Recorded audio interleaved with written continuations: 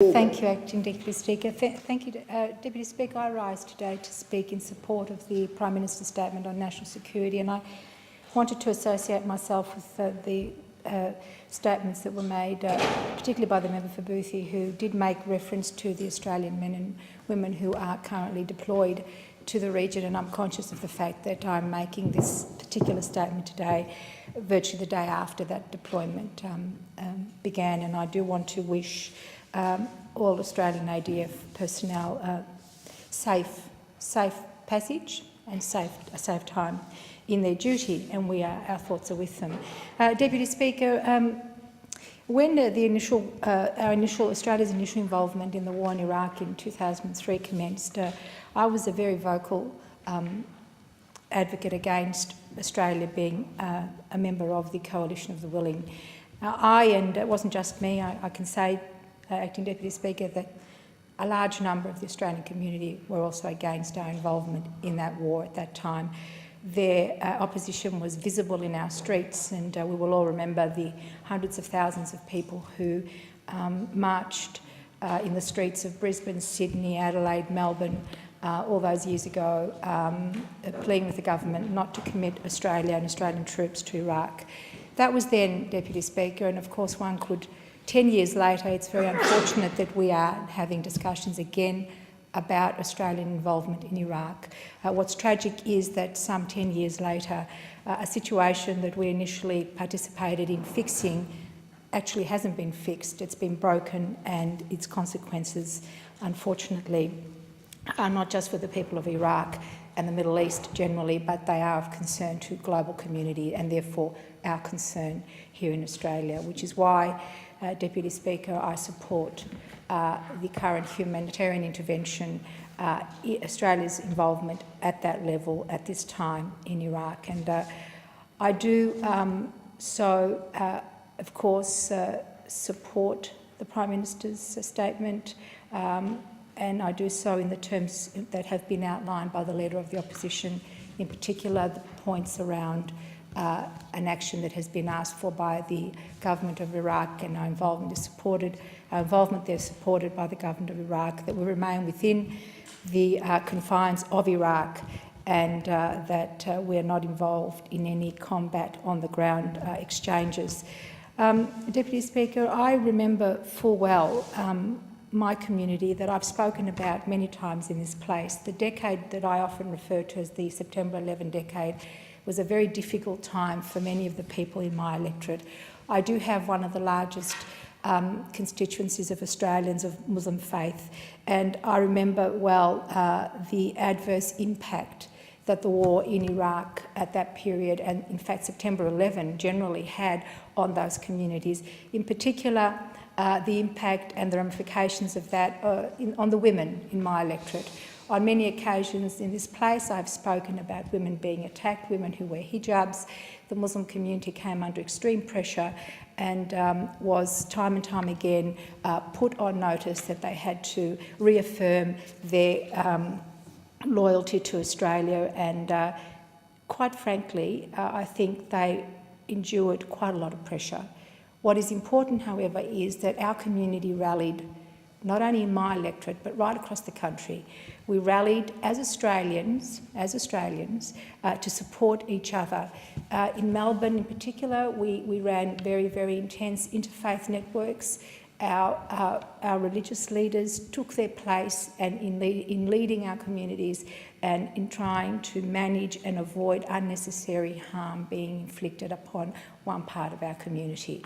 Such is the nature of our social cohesion, its strength, that I believe we got through that decade successfully. It's unfortunate that we're back there again. However, as I said initially, we have a responsibility to, again, come together to protect any adverse effects on members of our community. In my own case, in the federal seat of Cornwall, I have communities, virtually every community from the Middle East living in Cornwall. As I said, I have a very large constituency of Australians of Muslim faith, but I also have a very large emerging constituency of Iraqi Chaldean Christians who have come here under the Refugee Humanitarian Program. They are living examples of what war does to people. It's dislocation, it's violence, its whole culture is destructive. So they have come to Australia. They are thankful that they have been given the opportunity to live in Australia. However, they remain very much concerned about what is happening to their family, to their friends and to their communities in Iraq and in the broader Middle East. So for them, this situation is alive. It's something they can't switch off from, and it's something that is a large part of the way that they are trying to create a new life in Australia, and it affects the way in which they go through the settlement process. So I have communities that are reeling and are hurt and are afraid because they have direct links to the Middle East. I have communities, on the other hand, that are been in Australia, such as the broader community, have been here for a long time, trying to understand what is going on internationally and how it's impacting on us. So I feel, in having said that, that our involvement at this point in time in Iraq is necessary, and it is intended for a greater good. We're not over there to cause unnecessary grief, we're there to help, and I think that's very important, that Australia, being a global country in a global community, has the capacity to offer that assistance. Deputy Speaker, it's probably important to finish by simply urging all of us here in this place, all of us, to be mindful of the way that we speak in relation to what is going on at the moment, because words can be just as damaging and just as divisive as our other actions, as physical actions. I believe we live in a country, and I defend the right for all of us to say and express our views. But for us who are members of Parliament and leaders in our community, we need to be mindful that wisdom is probably a better way of approaching the expression of those views. So when we speak about our views on women wearing burqas or on other things that we don't like, we need to be mindful that we have a right to say those things, but we also need to be mindful that the timing of those things may not be very good at this point in time. Our role as members of Parliament is to bring our communities together, to recognise that there are some very difficult things happening in the world. They're impacting on Australia. We need to be able to be wise in the way that we lead and manage community debate on this issue. So my plea, I guess, is to my colleagues, those who have sought to express views that, by the way, have been expressed many times before, that they should be mindful of what the consequences of those words that they express could be. We live in a multicultural society. It is a society of diverse people of diverse backgrounds. I am an example of that. And if our society and our multiculturalism had been the failure that some people often like to talk about, then I can assure you, Mr Deputy Speaker, I wouldn't be standing here speaking in this chamber today.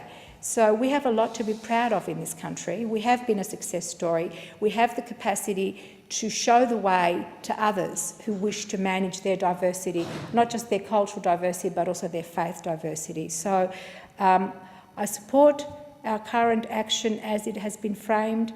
I urge my colleagues to be mindful of the things that they say and the language that they use, and I urge some of them in particular who probably have had no engagement whatsoever with Australians of Muslim faith. My advice to them is to perhaps come down to Melbourne or to Sydney and speak, or other parts of the country where there are large communities or not so large communities of Australians of Muslim faith, to come down and actually speak to people.